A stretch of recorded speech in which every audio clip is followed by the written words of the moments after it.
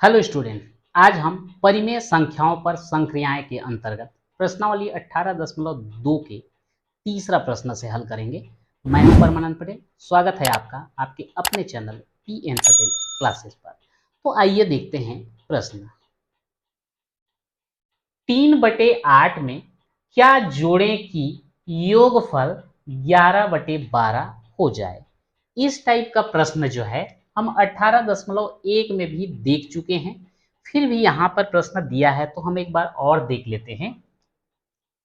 यहां पर बोला गया है कि 3/8 में क्या जोड़ें, तो हम मान करके चलेंगे। माना 3/8 में x जोड़ने पर 11/12 हो जाएगा। तो मैं पूरा लिख दिया हूं, 11/12 हो जाएगा। ये लिखना नहीं पड़ता है, लेकिन क्लियर समझ में आएगा तो मैं लिख दिया हूं। तो प्रश्न हम बोल रहे हैं कि 3/8 में अगर हम x जोड़ दें तो 11/12 हो जाएगा। तो इसको हमने संकेत के रूप में लिख दिया, समीकरण के रूप में लिख दिया। अब यहां पर x के साथ 3/8 क्या हो रहा है, जुड़ रहा है। दूसरे साइड जाएगा तो क्या होगा, घटेगा। तो 11/12 ऋण हो जाएगा 3/8। अब यहां पर ये 12 और 8 इन दोनों का लघुत्तम निकालेंगे। तो 12 और 8 का लघुत्तम निकालेंगे तो कितना होगा, निकाल के देख लीजिए। यहां पर दोनों जो है 2 से भाग जाएंगे। 2 छक्का 12, 2 चौक 8, 2 तिया 6, 2 दूनी 4, फिर 2 से जाएगा 2 एकम 2, फिर 3 से जाएगा 3 एकम 3। ये सभी को गुणा कीजिए, लघुत्तम हमको मिल जाएगा। 2 दूनी 4, 4 दूनी 8, 8 तिया 24। तो यहाँ पर लघुत्तम कितना मिला हमको, 24। अब यहाँ पर 12 से इसको भाग दीजिए। 12 एकम 12, 12 दूनी 24, कितना आया 2। 2 का गुणा अंश यानी कि 11 के साथ करना पड़ेगा।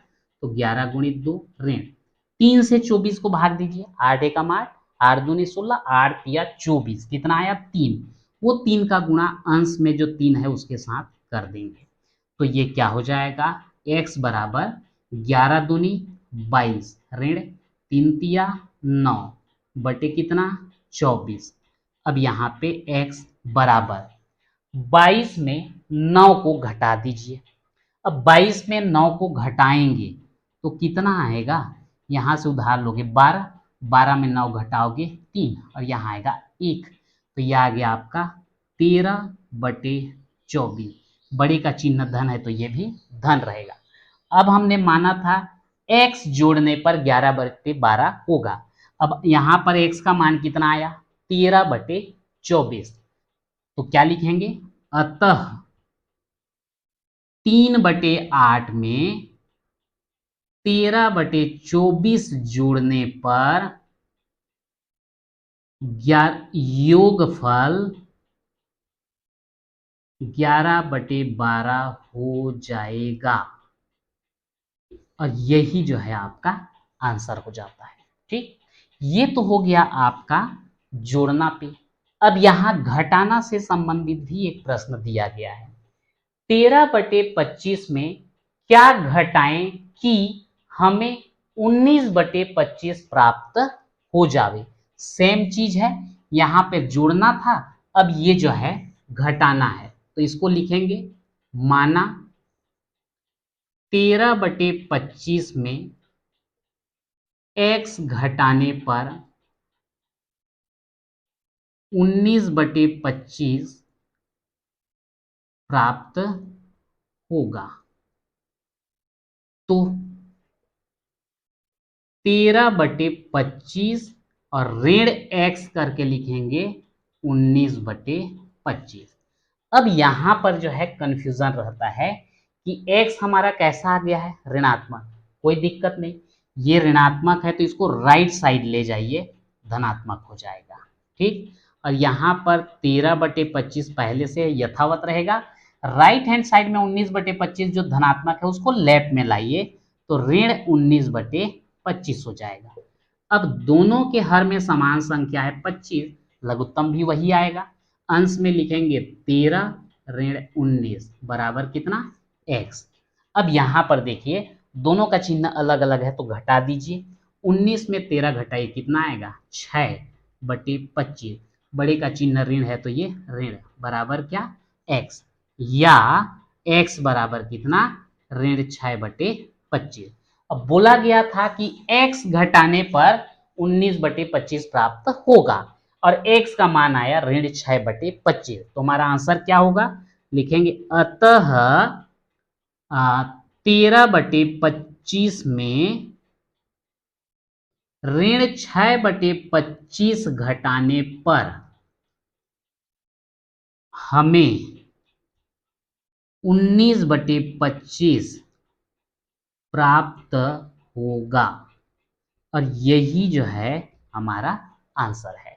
तो इस प्रकार से जोड़ना से संबंधित और घटाना से संबंधित जो है आसानी से जो है आप कर सकते हैं। अगला प्रश्न देखते हैं, सत्य असत्य लिखिए। ऋण 3/5 का योज्य प्रतिलोम 5/3 है, तो ये है आपका असत्य। कैसे, देखिए किसी भी संख्या का योज्य प्रतिलोम जब ज्ञात किया जाता है संख्या वही रहता है, केवल चिन्ह बदलता है। यानी कि ऋण 3/5 का योज्य प्रतिलोम ज्ञात करेंगे तो होगा 3/5, चिन्ह विपरीत होना चाहिए, तो ये ऋण है तो ये क्या धन रहेगा, लेकिन यहां पर दिया गया है 5/3 इसलिए असत्य। 4/5 ऋण 7/9 बराबर 7/9 ऋण 4/5। यहां पर दो ही परिमेय संख्या दिया गया है 4/5 और 7/9, और कैसे लिखा गया है, यहां पर जैसे लिखे हैं उसके तुलना में इधर क्रम को पलट दिया गया है। लेकिन हमें पता है कि परिमेय संख्याओं का घटाना जो है क्रम विनिमय नियम का पालन नहीं करता, इसलिए ये भी कैसा हो जाएगा, असत्य होगा। तीसरा, शून्य को किसी संख्या में से घटाने पर मान अपरिवर्तित रहता है, बिल्कुल सत्य है। अगर हम कोई भी एक संख्या ले लें 1/2 और इसमें जो है शून्य को घटा दें, यही तो बोल रहे हैं ना, शून्य को किसी संख्या में घटाने पर, शून्य को हम 1/2 में घटा रहे हैं, कितना आएगा 1/2। कोई परिवर्तन हुआ क्या, नहीं हुआ, इसलिए कैसा हो जाएगा, सत्य।